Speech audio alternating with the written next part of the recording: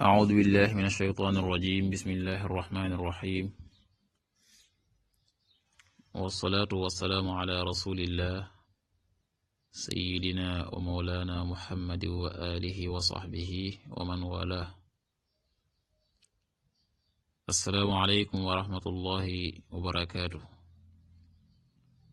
mbokk yi ñoo ngi leen di nuyu di leen ziyaara di leen balu xaq di leen balu xaq di leen ñaanal jàmm waaye itam di sàkku ci yéen ngeen ñaanal nu ko di ñaan borom bi tabaraka wa taala mu defal nu tawfiq bool nu it defal ndimbal. mbokk yi nu dikkaat ak yéen ci xadiisu bis bi muy xadiisul yawmi comme ni nu ko baaxoo di ànd ak yéen bis bu jot seen mbokk Cheikh Mbaye Seck di ko ànd ak yéen.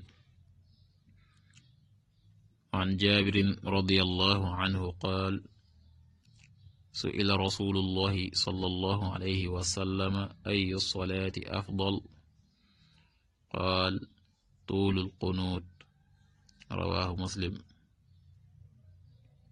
Jaabir yàlla na yàlla dolli ko ngërëm nee na laaj na yonent bi sallallahu alayhi wa sallam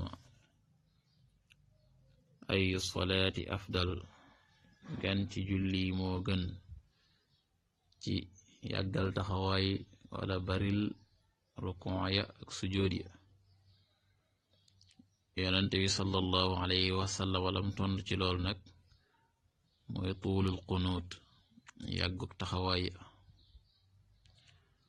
loolee nag mbokk yi tegtal la ci ne taxawaay bi nga xam ne des koy taxaw ci julli muy julli naafila nga yàggal taxawaay ba dafay barabu jàng alquran nekk gim nekk barabu jàng alquran nag ci lay gëne. yonent bi sallallahu alayhi wa sallam daana di naafila di yàggal taxawaaya di ca jàng itam saar yu guddi lu mel ne baqara. kon ci julli naafila yi nga xam ne tatawwu la nga koy def ngëneel la ci nga yàggal taxawaay ya. yonent bi sallallahu alayhi wa sallam wax na itam moo gën ci biñ ko laaja ayu salaati afdal mu ne tuul qunuut.